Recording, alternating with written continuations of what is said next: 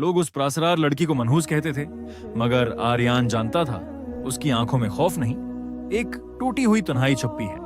और आर्यान के पीछे दरवाजा एक जोरदार धमाके से बंद हुआ तो उसका दिल हल्क में आ गया।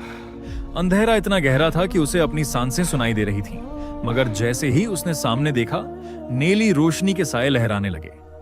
वो जगह अब डरावनी नहीं लग रही थी, बल्कि ऐसा लग रहा था जैसे वो सदियों पुरानी किसी भूली हुई दास्तान के अंदर खड़ा हो। तभी सीढ़ियों से नोरीन नीचे आई।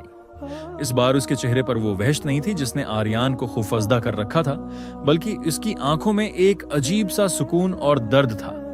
वो आहिस्ता से बोली, ये घर किसी को नुकसान पहुंचाने के लिए नहीं बना आर्यान। ये तो इन लोगों के लिए एक पनाहगाह है जो जिंदगी की दौड़ में रास्ता भटक जाते हैं और खुद को भी खो देते हैं। आर्यान साकत खड़ा उसे सुन रहा था। नौरीन ने आगे बढ़कर एक छोटी सी खिड़की का पर्दा हटाया।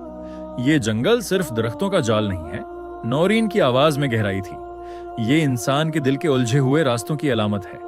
जब इंसान अपने अंदर के सुकून को भूल जाए तो उसे हर तरफ खतरा और खौफ ही नजर आता है। आर्यान ने बाहर देखा। वही जंगल जो कुछ देर पहले उसे मौत का कनवा लग रहा था, अब चांदनी में नहाया हुआ पुरस्कोन नजर आ रहा था। उसे महसूस हुआ जैसे उसके सीने से एक बहुत बड़ा बोझ उतर गया हो। उसने कांपती आवाज में पूछा, आखिर तुम कौन हो? नौरीन के लब्बों पर एक सच्ची मुस्कुराहट आई। वो बोली, मैं वो आवाज हूं जो इंसान को याद दिलाती है कि वो अकेला नहीं है। कोई भी मुसाफिर हमेशा के लिए नहीं खोता, बस उसे ठहर कर खुद को पहचानने की जरूरत होती है। उसी लम्हे वो भारी दरवाजा खुद ब खुद खुल गया। बाहर की ताजा हवा ने आर्यान के चेहरे को छुआ। नौरीन ने आखिरी बार उसे देखा और कहा, अब तुम जा सकते हो आर्यान, लेकिन यही याद रखना, जिंदगी में कभी रास्ता समझ ना आए तो डर कर भागना मत, बल्कि रख जाना। क्योंकि हर अंधेरा बुरा नहीं होता, कुछ अंधेरे हमें रोशनी की कदर सिखाने आते हैं। आर्यान बाहर निकल आया। उसने पीछे मुड़कर देखा तो वहां कोई घर नहीं था, जैसे कोई पुराना ख्वाब मिट रहा हो। लेकिन आर्यान का दिल इस हकीकत को मानने को तैयार नहीं था। उसे वो जुमला याद आया, रख जाना, क्योंकि हर अंधेरा बुरा नहीं होता। वो भागा नहीं, वो रख गया।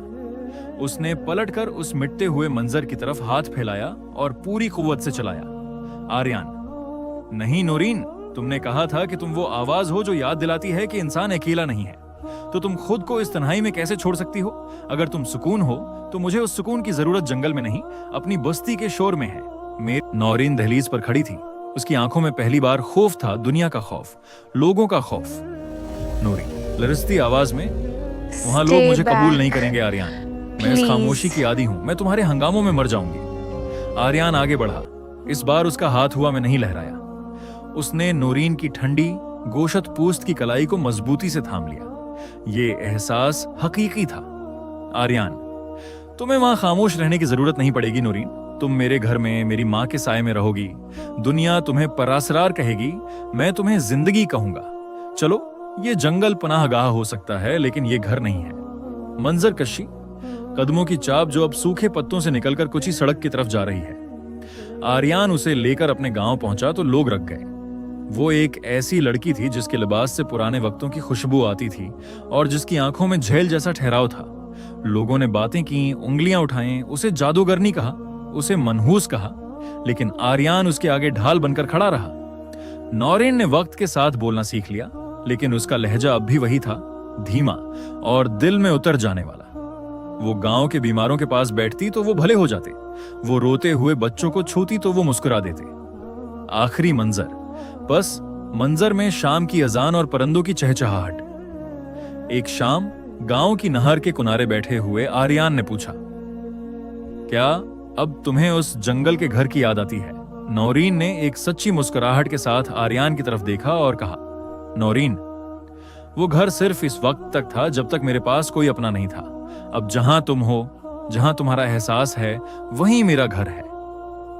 इंसान को जंगलों में पुनः तब ढूंढनी पड़ती है जब उसे इंसानों के दरमियान जगह नहीं मिलती। शुक्रिया आर्यान, मुझे दोबारा इंसान बनाने के लिए।